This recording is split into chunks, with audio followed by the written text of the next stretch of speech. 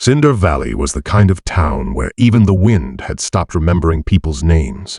The mountains framed it like forgotten bookends, and dust arrived more faithfully than the mail. People said nothing ever stayed in Cinder Valley. Not time, not dreams, not love.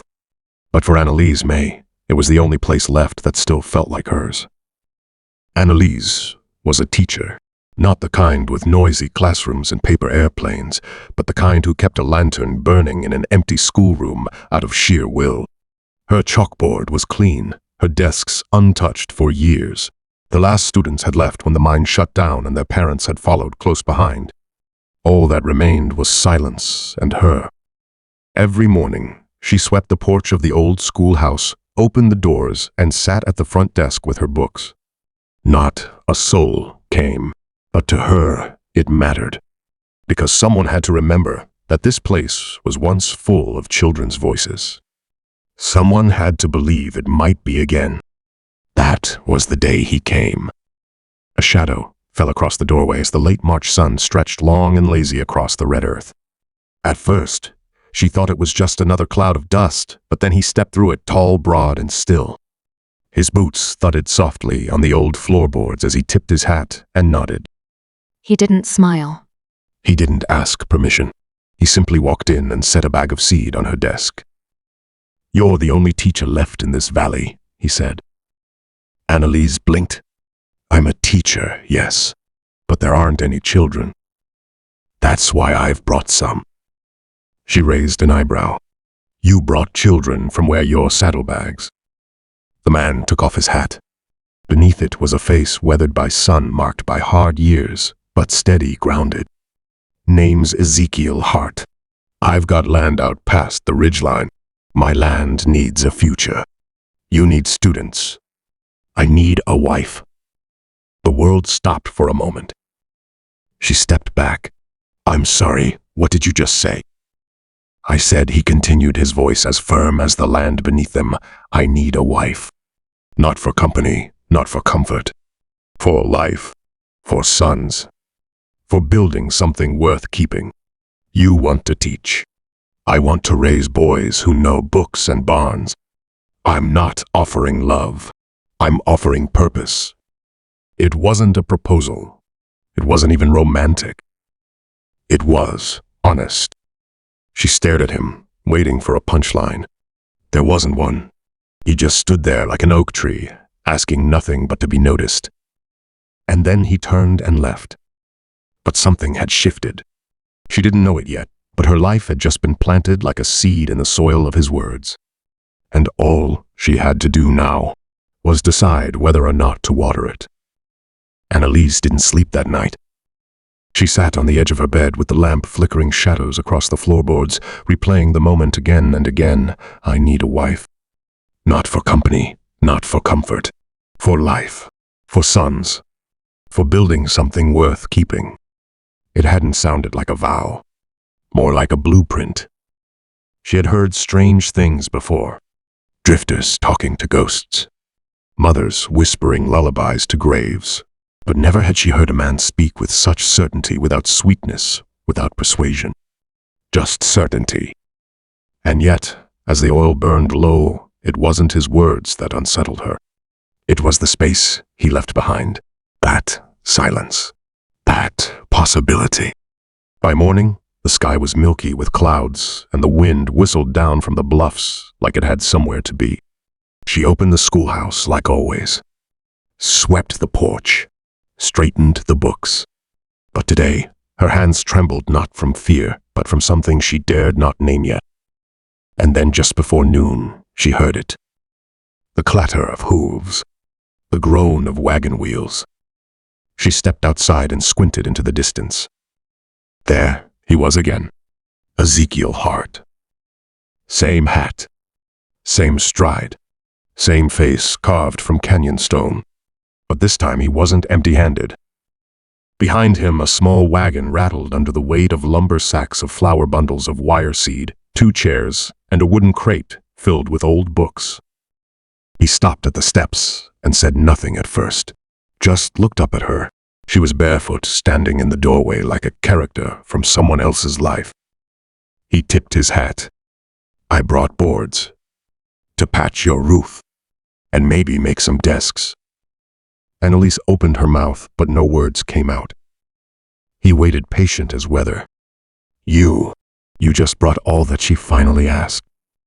He looked at the wagon like it was barely worth mentioning. If you're gonna have students again, they'll need somewhere to sit. And if I'm gonna raise sons that read, they'll need someone to learn from. She folded her arms. You sure you're not just here to collect a wife? His eyes twinkled just slightly. Not today. That answer, so simple, so disarming, dropped her defenses like sudden rain. He began unloading without another word. She stood still as he moved, lifting the heavy lumber with one hand, rolling barrels toward the steps, setting down a wooden crate labeled readers and spellers. Everything about him was deliberate, no wasted movement, no explanation. The kind of man who fixed things without asking where they'd gone wrong. As the afternoon wore on, they worked side by side. She held planks while he hammered. He listened as she spoke about the students who once filled the schoolhouse, the little boy who wrote poems in the margins, the girl who dreamed of becoming a nurse. She'd be grown now, Annalise said softly, brushing dust off a windowsill. Maybe somewhere east, or married with babies. Maybe, Ezekiel replied, or maybe still dreaming. There was something kind in the way he said it, not soft, just steady, like the ground under your feet that never asks for thanks. As the sun began to tip toward the hills, they shared a meal on the steps, bread and pickled beets, water from her tin kettle. He didn't ask to come inside. He didn't linger. When he stood, she thought he might tip his hat and ride off again into that strange stillness. But instead, he turned and walked back to the wagon, pulled something from a cloth sack, and placed it in her hands. It was a tin box. Inside, a folded cloth embroidered with vines and stitched letters. She opened it slowly. She looked up at him, confused. My mother stitched that, he said. Hung over our stove for 30 years. She taught me my letters at the kitchen table. Figured maybe it ought to hang over yours. Annalise blinked fast suddenly, unsure of what she was supposed to say. I don't understand you, she admitted. I ain't asking you to, he said. Just asking you to think about the deal. And with that, he left again.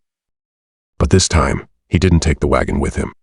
He walked away on foot, over the ridge, disappearing into the land, as if it had simply called him home. The wagon remained. So did the boards, and the tin box, and the feeling. The wagon stayed. For 2 full days, it sat out front of the schoolhouse, like a silent promise that hadn't been broken yet. Ezekiel Hart didn't return, not at dawn, not at dusk. But the scent of cedar from the cut lumber lingered in the air, and Annalise caught herself, pausing by the crates, running her fingers over the rough grain of the wood, imagining the desk rose full again, not just with dust and memories. Each time she stepped outside, she half expected to see him walking back over the ridge. Each time, all she saw was sky. On the 3rd morning, she took the tin box and hung the embroidered cloth just above the fireplace in her quarters. The simple phrase knowledge begins with kindness hung slightly crooked. She didn't fix it. Instead, she sat down and wrote on the back of an old arithmetic book, September 17. A man left kindness on my porch. I'm afraid I might believe him. It was the first entry in years. That evening, the wind carried something different. Not just scent or cold, but presence. And then a knock. She opened the door. Ezekiel stood there, hat in hand, eyes weary from travel, but still grounded in the same patient steadiness. You didn't take the wagon, she said. He glanced at it. Didn't mean to. Meant it for you. Her voice was soft. I figured. He stepped inside, this time not deep, just past the threshold. Looked around like a man seeing the inside of a church he never felt worthy to enter. You grew up with books, she asked. Not many, he replied. Just enough to read a weather map, or a deed, or a Bible verse when the wind blew wrong. She smiled. That's more than most. He didn't smile back. just looked at her a long while, and when he spoke, it came not like a declaration, but like a man revealing the one thing he had never admitted out loud. My wife died birthing our second son, out in Colorado. A midwife came late. The boy never breathed. Annalise stood still. I buried them both under the tamaracks. My first boy, Jacob, he was just 4. I didn't know what to do, so I rode, left him with my sister's family, rode until I couldn't feel the ache anymore. How long ago? She asked. 6 winters. Annalise whispered, that's a long time to outrun a ghost. Ezekiel nodded once. Didn't outrun her, just brought her with me. He took a breath and glanced at the schoolroom behind her. Thing is, I keep thinking maybe I got more in me than just loss. Maybe I ain't done yet. Maybe I could build again. Raise again. Not because I forgot, but because I remember. He looked at her, and this time his voice was low. You said you needed strong sons. That's what you told me. Annalise swallowed. I did. Well, he said I want to raise them with someone who remembers what matters, who still hangs truth on walls, who still opens a schoolhouse even when no one shows up. A silence passed between them. I don't know what kind of wife I'd be. I've lived alone a long time. I bury things too deep. I speak with too much edge. I don't pray much. And sometimes I don't trust what's good. Ezekiel took a step forward, not to close the space, but to carry his words nearer. I don't need perfect, he said. I need someone who stays. Someone who chooses. Annalise felt her knees soften. I never said yes, she murmured. He nodded. That's all right. I'm not asking tonight. And like before, he turned to go. But this time she stopped him. Ezekiel. He turned back. Where's Jacob now? His jaw twitched. Still in Kansas. Works a farm outside Wichita. He's 16. Strong boy. Kind, too. Her voice caught. Would he come here? Ezekiel looked at her. If I asked. She stepped outside then, past him, onto the porch where the moon painted the wagon silver. She reached into the crate of readers and held one up. The pages smelled of pine and paper, and possibility. When she turned back to him, her voice was clear. Then ask him, and come back with him. He studied her for a long time. Then he said, all right, I will. 3 weeks later, just as the sun slipped beneath the hills and lit the sky with a slow, burning orange, a new shadow fell across the ridge. Annalise was in the back garden, coaxing life from a row of stubborn sprouts when she heard it hoof slow and steady. Not just one horse, but 2. She didn't rise immediately, not until the familiar rhythm of boots touched the wooden steps of the front porch. When she came around the corner there, they were. Ezekiel stood beside a tall, wiry boy with sharp eyes and hands too big for his frame. He looked like his father but carried a different kind of silence, one laced with questions. This is Jacob, Ezekiel said, his voice rough from the trail. The boy nodded. Mom. Annalise, she replied. You don't need to call me Mom unless I've done something to deserve it. Jacob cracked a half smile. All right, Annalise. Ezekiel glanced around. You're still here. I said I would be, she answered, wiping her hands on her apron. That night, they shared a simple supper beans skillet bread and the last of the summer apples. Jacob ate like someone used to hunger, but not indulgence. Ezekiel ate slowly, like each bite was a prayer. When the meal was done, Jacob offered to wash up. Annalise watched from the porch as Ezekiel walked the perimeter of the school grounds. His shoulders, usually so certain, seemed less burdened. He came to stand beside her, arms crossed. He's a good boy, Annalise said. He is, Ezekiel agreed. Better than I was at his age. She looked at him. Do you think he'll want to stay? Ezekiel tilted his head. He asked if there was work here. I said the land don't give much, but the people might. She was quiet a moment. I could use help restoring the barn. I told him that, he said. Told him if he wanted to stay, he'd have to build something. Not just fix fences. Build something that mattered. Annalise nodded. That's a good rule for any man. The next morning, Jacob joined her in the schoolhouse. He sat in the back row and watched as she unpacked old books, cleaned ink pots, and arranged desks that had gone crooked with time. You really taught kids in here? He asked. I did, she said. Some stayed. Some left. But they all learned something, if not letters, then at least how to sit still long enough to think. He looked around. Smells like wood and paper. It's the smell of beginning, she said. Over the days that followed, they found rhythm. Ezekiel and Jacob rebuilt the porch railing and rethatched the barn's north side. Annalise cooked and taught and read out loud in the evenings, even when her only audience was 2 boys, one young one grown sitting quiet beside the fire. Sometimes Ezekiel would linger after Jacob went to bed. They wouldn't talk much, but the silence grew soft around them. Not empty. Just enough. One evening the wind blew cold and early. Annalise brought out a quilt from her chest, one stitched with names long gone. She wrapped it around Jacob's shoulders on the porch. My mother made this, she said, for my wedding, the one that never happened. Jacob looked up. Why not? The man was already married, she said simply. I was too proud to forgive myself for not knowing. Jacob sat quiet for a long time. I think my mama would have liked you. Annalise blinked fast. I think I would have liked her too. The next morning, Ezekiel found her by the river staring at the sky. I'm not looking for romance, she told him. I'm not offering any, he replied. Just something sturdy. They stood side by side for a while. I think you already gave me that, she said, finally, when you left the wagon. When you brought him. He nodded.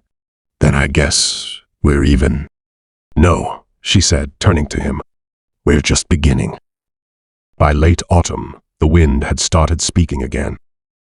Not just rustling leaves or sighing through the rafters, but howling like an old dog warning of something approaching. On the second night of October, the skies darkened earlier than usual. The kind of dark that made oil lamps flicker uneasy and shutters tremble. Ezekiel had spent the day reinforcing the western fence line with Jacob. There was talk in town that a herd had broken loose up north. Stray cattle were no small trouble when one cow could wreck weeks of crop in a single hour. Storm's building, Ezekiel said. Hammer paused mid-swing. Jacob glanced up, wiping sweat with a dirty sleeve. You think it'll hit tonight? I think it's already watching us, the cowboy replied. By sundown, the sky was bruised purple and black. Clouds clotted low and mean. When the first thunder rolled across the bluffs, Annalise stood in the schoolhouse doorway, arms crossed, watching the 2 figures still out at the fence. She lit 2 lanterns and set one on the porch, post her old signal for come home. But the fence had one more panel to reinforce. Just one. Inside the house, the walls groaned as the storm pressed against the windows like a stranger begging to be let in. Jacob finally burst through the door first, soaked to the bone boots sloshing water. Where's Ezekiel? Annalise asked. Finishing the last post, Jacob said, guilt in his voice. I told him to come. He waved me off. Annalise grabbed her shawl. Jacob stepped in front of her. You can't go out there. I've done worse, she said, pushing past. And he's done more for me. She made it 50 feet before the wind slapped the breath from her. Rain came sideways, cutting like knives. Lightning turned the horizon white-blue and showed her briefly the tall silhouette of Ezekiel Boone still driving a stake into the mud. Are you out of your mind? She shouted. He didn't flinch, just turned and calmly walked toward her water, streaking his face like tears.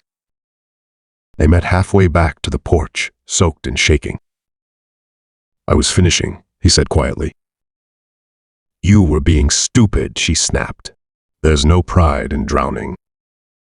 "Just needed it to hold," he replied. Annalise's fingers balled into fists. "You think if everything's nailed down tight enough, it'll stay, that people won't still leave, that kids won't grow up and disappear, or storms won't knock things down anyway?" Ezekiel didn't answer. "You're not building a fence," she continued. "You're building a lie." He stood there a long moment, water dripping from the brim of his hat. "I'm building something I never had." Her breath hitched. Not from the cold, not entirely. When they got inside, Jacob had hot coffee ready. He didn't speak, just handed them towels and went to his room. The silence was heavier now, dense with the weight of things unsaid. Later, near the fire, Annalise finally broke it. "You can't fix a past that never gave you roots," she said. "I'm not trying to fix it," Ezekiel replied. "I'm trying to make sure the boy's future doesn't look like mine." "And what about yours?" she asked. Ezekiel leaned back, boots by the hearth. "I gave up on that long ago." She stood. "Well, maybe that's your real mistake." That night, Jacob couldn't sleep. He sat by the stairs, listening to the wind, listening to two grown-ups trying to build something out of splinters. And something in him, a part that had learned to expect the next goodbye, began to hope they wouldn't quit this time. The ridge had grown quiet again, but peace, like summer rains, never lasted long out here. It started with hoofbeats, not the familiar rhythm of Ezekiel's mare, but sharper, lighter travelers' horses. 2 of them, maybe 3. Annalise was at the schoolhouse when she heard them. She paused, mid-sentence, while teaching Jacob how to subtract with corn kernels, her fingers freezing in the air. Jacob turned. "Who's that?" Annalise didn't answer. Outside, the sun glinted off a dark buggy, its wheels caked with red dirt from far-off counties. A man stepped down, first gray suit, clean beard, hat too fine for this part of the world. The second figure was shorter, a woman wrapped in city fabric, a parasol still folded despite the blazing sun.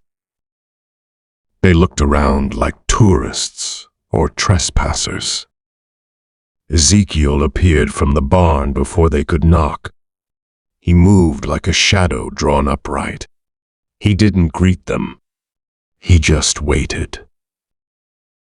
The suited man smiled too easily. "Mr. Boone, I believe."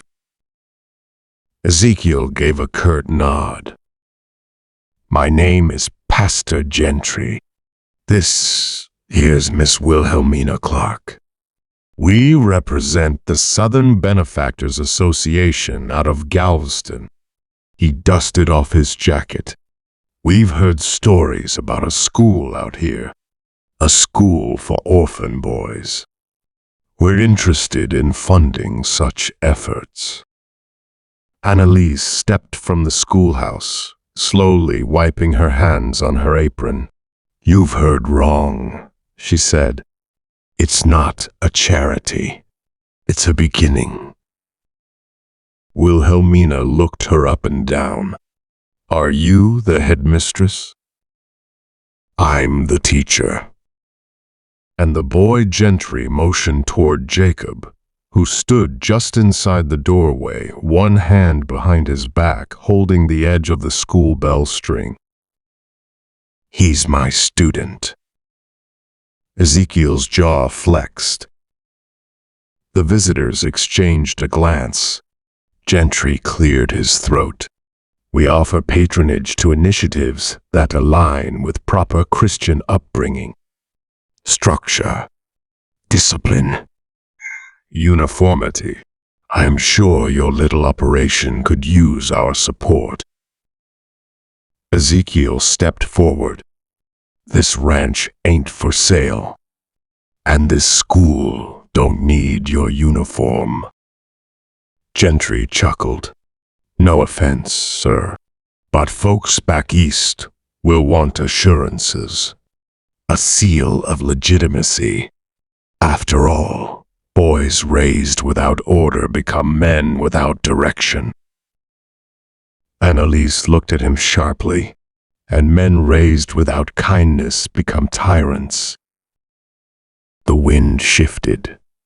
For a moment, even the horses seemed to still. Wilhelmina cleared her throat, clearly unused to being corrected. Perhaps we'll return when there's more structure. You do that, Ezekiel said, already turning away. The visitors left before sundown, their buggy kicking up dust like a snake slithering back to its den. That night, Annalise sat on the porch long after Jacob had gone to bed, her fingers brushing the sign above the schoolhouse.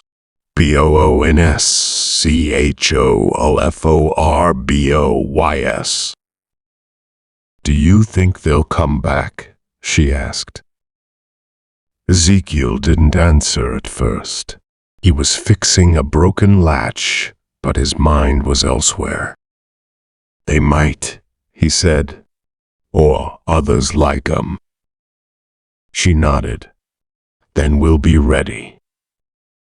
He looked at her, then a long look under the lamp glow. Why'd you speak up like that today? Because she said this place was built on more than nails. It was built on second chances, and no outsider gets to rewrite that. He stood slowly. You could have let me handle it. I could have, she said, but I didn't. And for once, he didn't argue. The next morning, the ridge woke to a new sound. More children. 4 of them brought by a local ranch widow who'd heard about the school through her eldest, who had seen the plaque while delivering eggs. She stood awkwardly at the gate. I don't have much, but I've got bread, and I can help sweep. If you'll teach 'em. Annalise took the bread with both hands. We'll start with their names. Ezekiel built a longer bench for the schoolhouse that afternoon. Jacob helped carry the wood. And by evening there was laughter echoing through the valley, laughter not heard in years. As dusk painted the sky in streaks of burnt orange and soft indigo, the schoolhouse windows glowed with lamplight and warmth. Inside, 5 children huddled around a long wooden table, their fingers smudged with ink and their cheeks pink from reading aloud. Annalise moved quietly among them, straightening postures with a gentle hand, pausing to explain a difficult word or to ruffle a proud boy's hair after a sentence read without stutter. Ezekiel washed from the porch, his fingers wrapped around a tin mug of coffee that had long since gone cold. He didn't drink much of it anyway, just held it like a habit left behind by soldiers and drifters, something to fill his hands when words were harder than work. Beside him, Jacob crouched low on the steps, a stick in his hand tracing idle circles in the dirt. She's real good with them, Jacob said finally. Ezekiel grunted more agreement than response. I heard her say we were all hers now, like a real mother. That made Ezekiel blink. She said that. Jacob nodded. When she tucked me in last night. The man shifted in his seat. She mean it, you think? Jacob looked up at him, dark eyes too old for his size. I hope so. The fire pit crackled. They'd lit it earlier to burn off scraps from the chicken coop repair. Now it burned low, just enough glow to fight back the chill. Annalise stepped out with a woven blanket draped over her arms. She handed it to Ezekiel without a word, and then looked at the boy. "Bedtime," she said softly. Jacob stood up but hesitated. "Can I ask something first?" Ezekiel raised a brow. "Go on." Jacob pointed at the stars scattered like pinpricks above. "Did you ever want to be a dad?" The fire crackled. Neither adult moved. Ezekiel leaned back, his eyes lifting to the stars too. "Didn't think I deserved to." Jacob tilted his head. "Why not?" Annalise laid a hand on the boy's shoulder. "That's enough questions for one night." But Ezekiel shook his head slowly. "No, he's old enough to ask. He's old enough to hear it." He looked at the boy directly. "I done things, Jacob. Things that don't go away easy. I ain't proud of 'em. I ain't forget 'em either. And for a long time, I figured folks like me didn't get to have soft things." Jacob thought for a moment. "Is that why you were alone before?" "Part of it." "But you built this," the boy said, motioning around them. "The ranch, the school. You let Miss Annalise stay. You took me in." Ezekiel looked at him quiet. "You're already a dad," Jacob said, as if it were the simplest truth in the world. Then he turned and walked to the bunkhouse without looking back. Annalise didn't speak. She just sat beside Ezekiel, the fire dancing in her eyes. "You never told me," she said. "Told you what?" "That you didn't think you deserved anything soft." He looked at his hands. "Some days I still don't." She leaned her shoulder into his. "Then let someone else believe it for you." They sat there in silence, watching sparks rise into the darkness. Inside the schoolhouse, laughter still echoed. The new boys were sharing stories, some true, most wildly not. And Annalise would tell them to settle, but she'd do it with a smile. Tomorrow, there would be fences to mend and more firewood to split. But tonight, there was only this, an old cowboy, a quiet teacher, and the first real question that had ever dared enter their lives, not as a ghost of the past, but a hope for the future. The first frost arrived earlier than expected.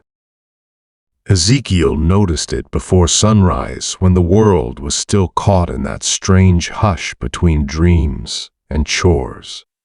The horse's breath came out in white plumes, the chicken coop door stuck slightly with ice, and the old maple tree near the schoolhouse wore a lace of silver across every limb. He stood quietly for a while, chewing the inside of his cheek, eyes tracking the low-hung clouds stacking above the ridgeline like cannon smoke. Winter came fast in the northern plains. Too fast for men who thought they had more time. And this winter, this one smelled like it would be hard. By the time he returned to the main house, a brown envelope lay folded in the center of the table, its wax seal broken. He hadn't seen it arrive, but the handwriting on the front made him stop mid-step. from Copper Hollow Town Office. Annalise entered with a basin of water, her hair pinned up with a pencil again, cheeks still pink from scrubbing a boy's muddy boots. She paused when she saw his expression. It came yesterday. I didn't know if I should open it. It was addressed to you. He didn't sit, just unfolded it slowly, fingers thick but careful. Her eyes watched him, not the letter. When he finished reading, he didn't speak. Didn't crumple it either. Just folded it again and set it aside. What does it say? She asked gently.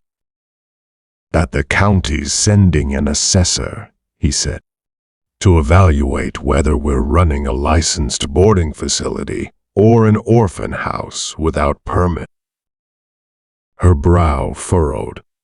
That's ridiculous. The schoolhouse ain't registered, and I ain't kin to most of the boys.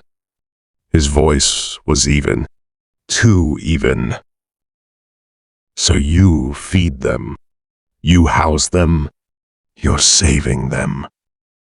He looked out the window. Government men don't much care about that. They care about paper, and they care about making things neat. Annalise moved to his side. We can fight it. His jaw worked. We might not win, but we'll try. He didn't answer, because somewhere deep in the pit of his stomach, Ezekiel Boone remembered another letter years ago from a marshal's desk asking him kindly to vacate land that had once belonged to his mother's people.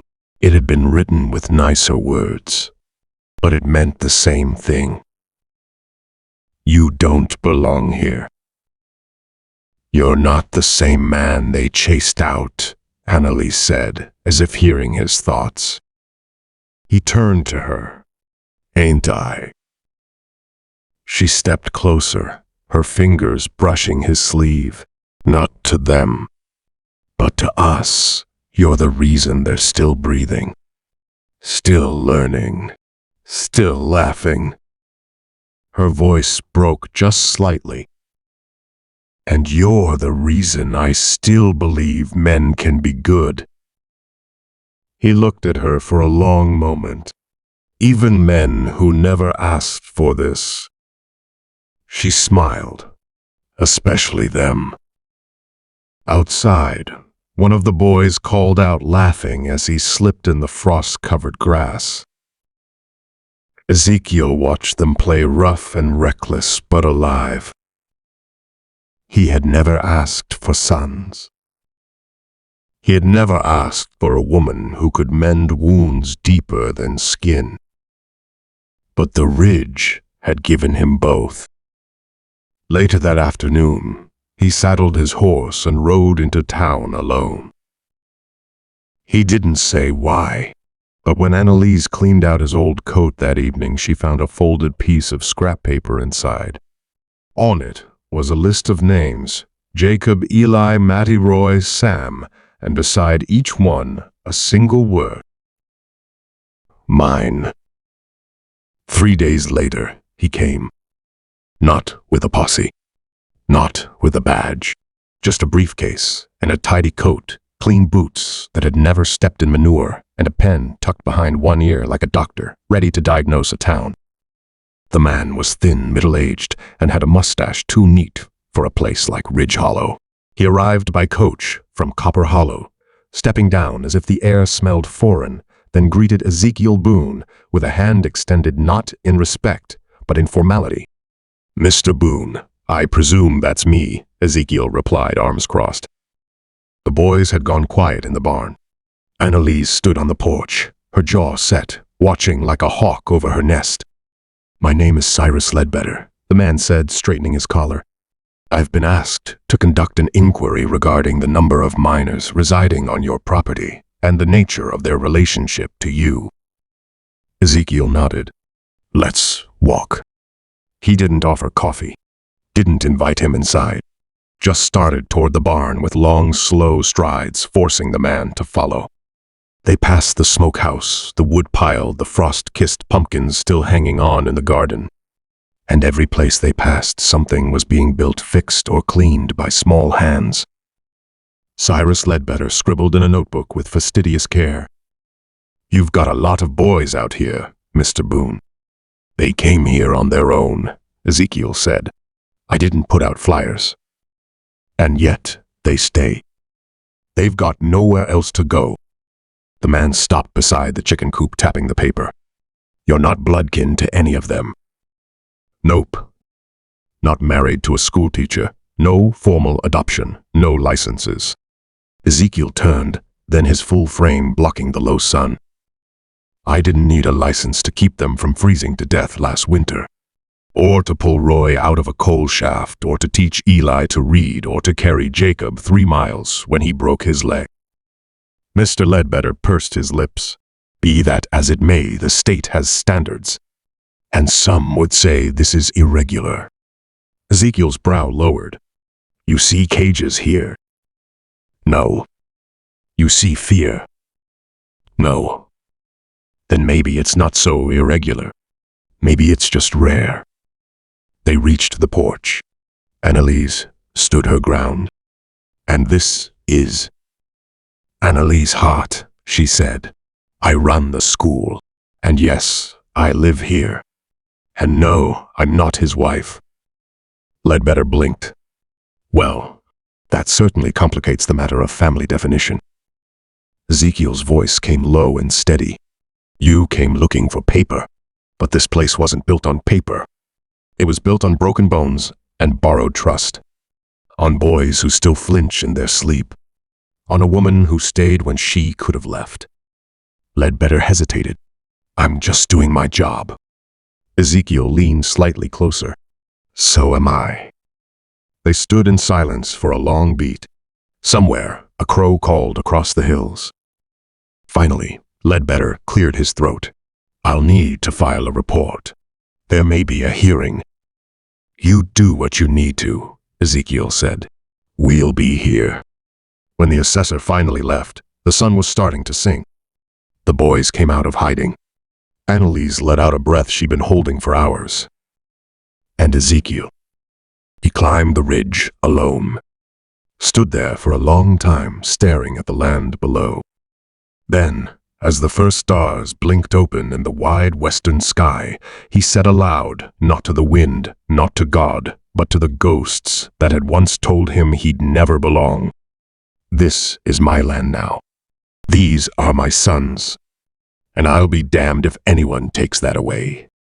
Snow came early that year. Not the soft kind that dances down and melts on your lashes, but a hard, bitter snow that rattled windows and bent fence posts like old knees in the cold. By mid-November, Ridge Hollow was whitewashed in silence.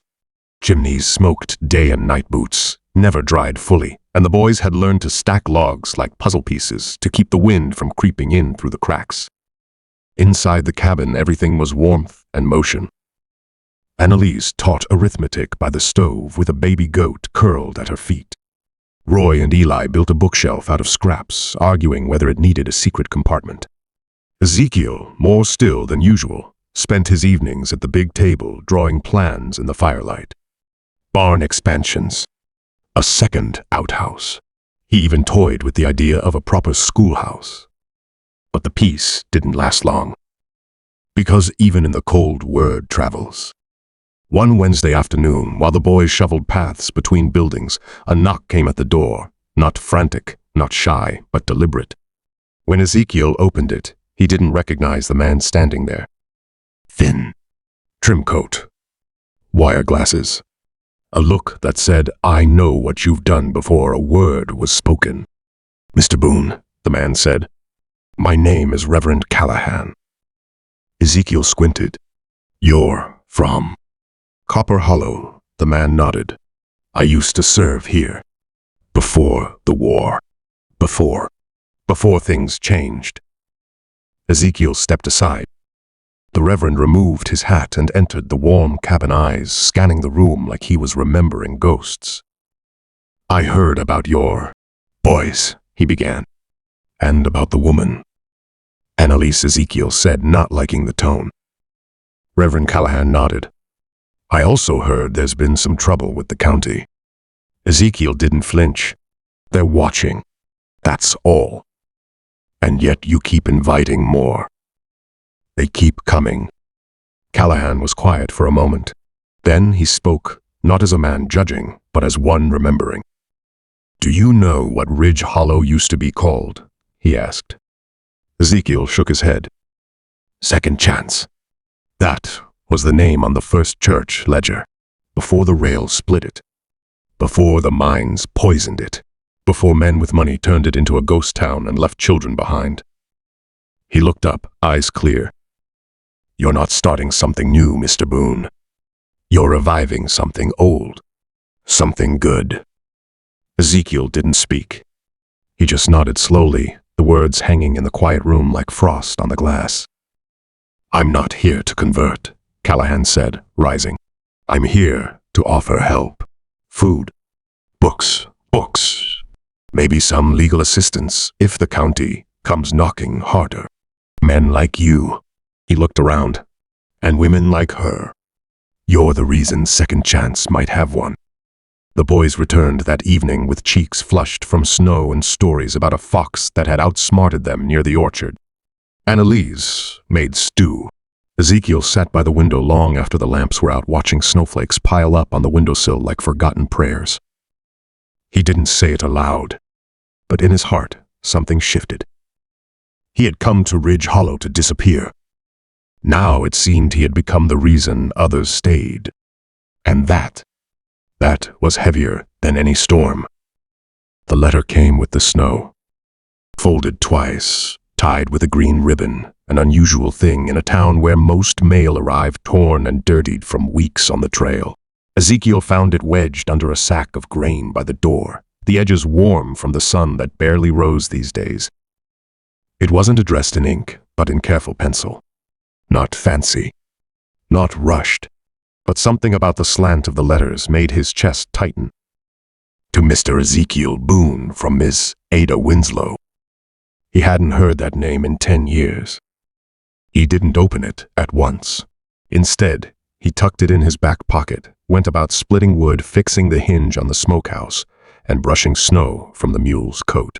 But his fingers kept drifting toward it. By sundown, when the boys were rolling dice and Annalise was stirring beans, he slipped away behind the barn.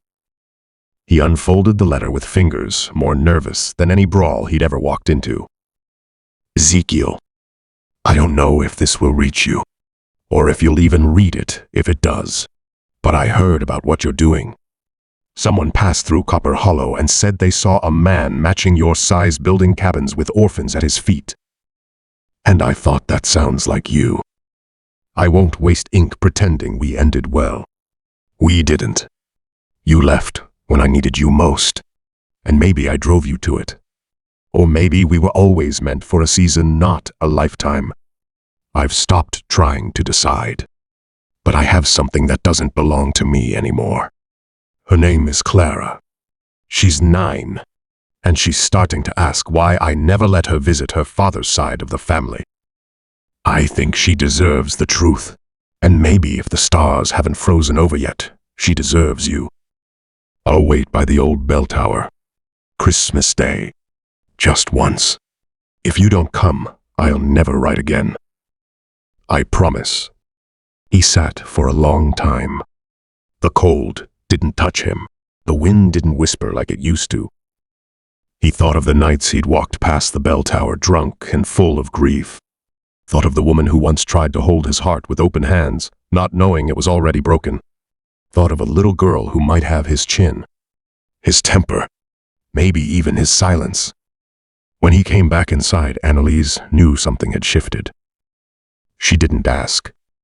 But later that night, when the fire had burned low and the boys were asleep, she found him outside, staring at the stars with that letter clenched in one fist, like it was the only thing keeping him from floating away. "Do you need to go?" she asked quietly. He turned to her eyes, tired. I need to know. She nodded. Then go. I might not come back. Annalise paused, then looked down at the snow between them. Then tell me now, was any of this real? He stepped forward and took her hand. All of it. She didn't cry, didn't flinch, just pressed something small into his palm, her mother's rosary, smooth and worn, the kind you kept close even when you'd stopped praying. Then come back if you can, she said. And if you can't, send her to me. I'll make sure she grows up in a home where hearts are loud, even if words are few. He didn't kiss her. They didn't need it. The silence said more. By dawn, he was riding east, through the frost, toward a past he'd buried and a future he hadn't dared to hope for.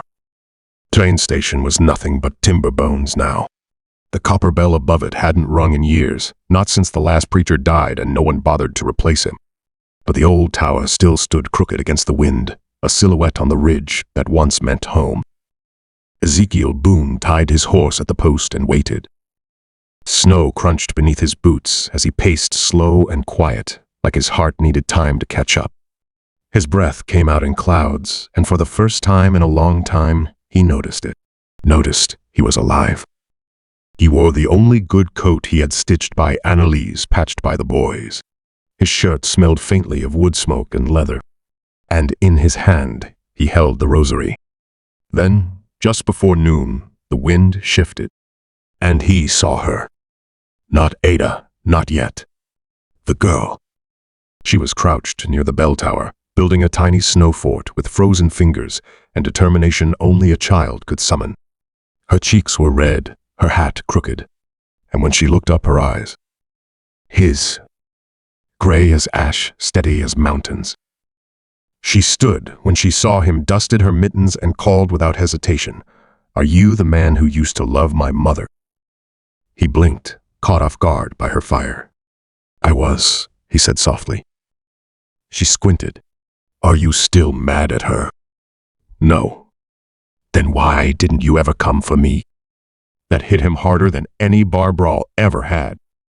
"I didn't know you were real." She stared.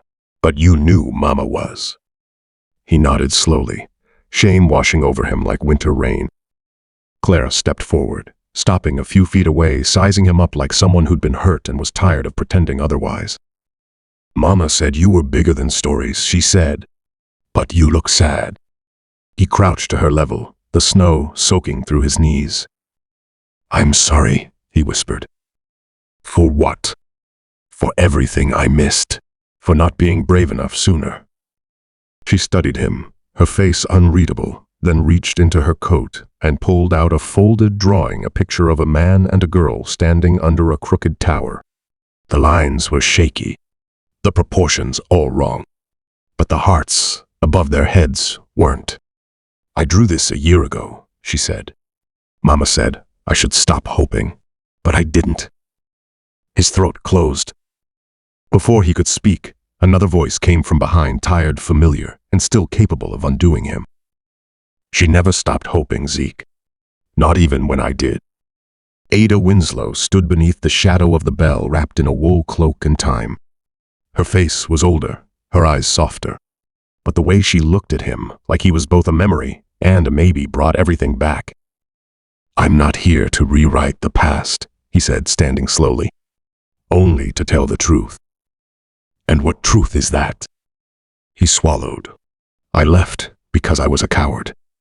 I thought I was too broken to be a father, or a husband.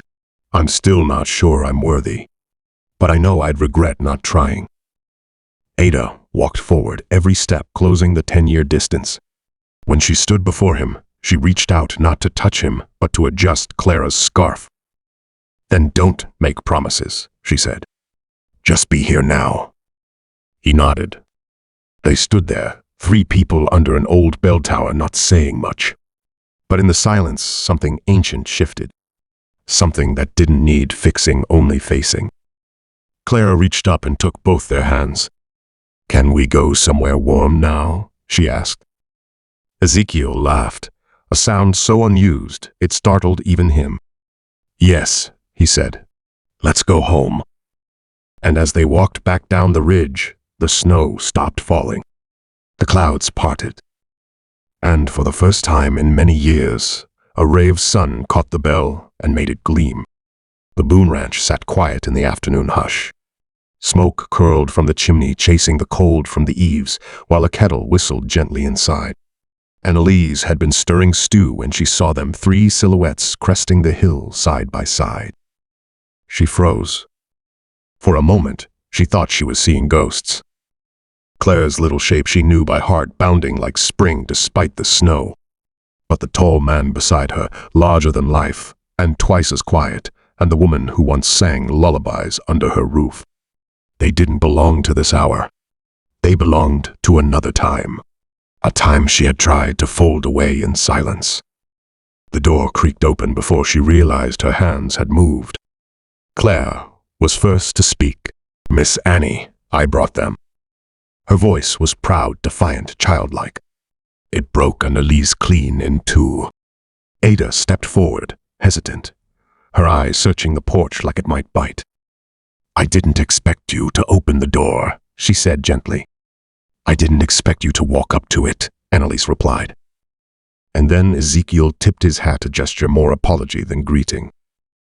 "I don't deserve your kindness," he said. "No, you don't," she said plainly. "But Clara does. And Eda. And maybe I still believe people can be better the second time around." She opened the door wider. Inside, the warmth met them like a hug. The kettle hissed. The floor creaked the way old houses do when they remember laughter. And the stew bubbled like it had been waiting for the right story to finish. Annalise busied herself setting extra bowls. Her hands were steady, but her heart wasn't. She stole glances at Ada, looking older but not colder. At Ezekiel, thinner, maybe, but holding Clara's mittened hand like a vow. And at Clara, who sat like a queen at the end of the table, swinging her legs and grinning like someone who'd won a war no one saw. Dinner passed in fragments. No one told the full truth yet. No one dared. But forks clinked. Bread was passed. Salt shared. And when Ezekiel reached for seconds, Annalise raised an eyebrow. "I suppose building sons and futures takes fuel." He almost choked on his stew. Clara giggled. Ada covered her mouth, trying not to smile. For the first time in years, the old house didn't feel haunted. After supper, Annalise brought out a faded quilt and draped it over Ada's shoulders. "You left this behind," she said. "I kept it in case you ever stopped running." Ada touched the worn edges, fingers trembling. I forgot what soft felt like. Ezekiel rose and stood near the hearth, warming his calloused hands. "I meant what I said to Claire," he said finally. "I didn't know she was mine. And I don't want anything from you that you're not ready to give. I just want to be something she doesn't have to imagine anymore." Ada met his gaze. "Then stay." Annalise cleared her throat. "One night at a time." He nodded. "One night's all I ask." And as the snow deepened outside, 3 adults and 1 little girl curled into the small warmth of a second chance. Later, when Clara fell asleep on the rug with a book on her chest, Annalise tucked her in with the same old quilt and whispered to no one in particular, "She brought you all home." Outside, the wind howled. But inside, something steadier whispered back. The rooster hadn't crowed yet, but light was already nudging the horizon. A soft gold stretched across the frost-covered fields of the Boone ranch. Inside, silence held like a warm blanket, broken only by the occasional sigh of old wood and the steady breath of sleeping souls. Ezekiel was the first to wake. He sat by the fireplace, boots, unlaced hat beside him. In the stillness of dawn, he looked like the man he never got to be before war, before prison, before guilt carved shadows behind his eyes. Ada stirred next. She wrapped herself in the quilt Annalise had given her, stepped barefoot into the kitchen, and found him sitting just so. She didn't speak, just leaned on the doorway with a softness neither of them had known how to offer each other years ago. He finally glanced up. "Didn't sleep much. You afraid of dreams?" she asked. He shook his head, afraid of waking up and finding this gone. Ada crossed the floor, sat across from him. "It's not a dream," she said. "But it's not finished either." He nodded. Then she added, "She wants your name." That stopped him cold. "She asked me last night," Ada whispered. "She said, if I'm Claire Rose, what's the rest of me?" He looked down at his calloused hands. "She has your eyes," Ada said. "You're stubborn. Your silence. She deserves your name too." Ezekiel's throat tightened. "I don't need her to carry my mistakes." "She's not," Ada replied. "She's carrying your survival." Outside, the wind picked up flinging snow from the roof. Somewhere in the distance, a hawk called sharp and free. He stood. "Then I'll give it to her. If she wants it, I'll give her my name." By breakfast, Claire was already bouncing on her chair, eager for syrup and stories.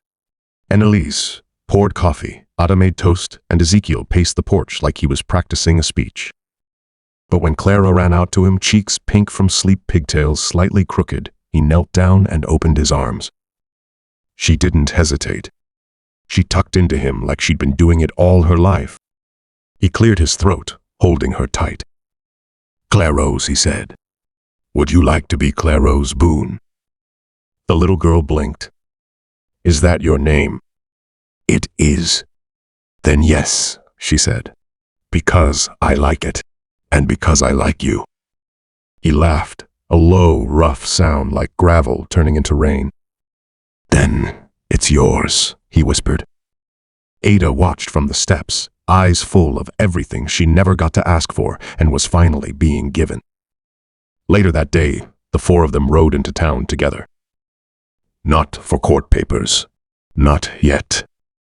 Just for Sunday service. People watched. Some whispered. Some smiled. But no one said a word when Ezekiel Boone walked into the little white church, a girl on one side, a woman on the other, and a future he didn't think he deserved, but wouldn't run from anymore.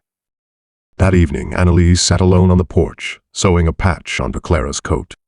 She paused to look up as the sun dipped behind the hills. She saw them at the edge of the ridge, Ada and Ezekiel standing close, Clara running ahead, chasing fireflies like hope. Annalise smiled. "Because some stories don't end with fireworks. They end with quiet footsteps returning home. With names spoken aloud. With rooms once empty filled with breath and belonging. And sometimes they begin again where an old teacher once waited and a silent cowboy finally answered.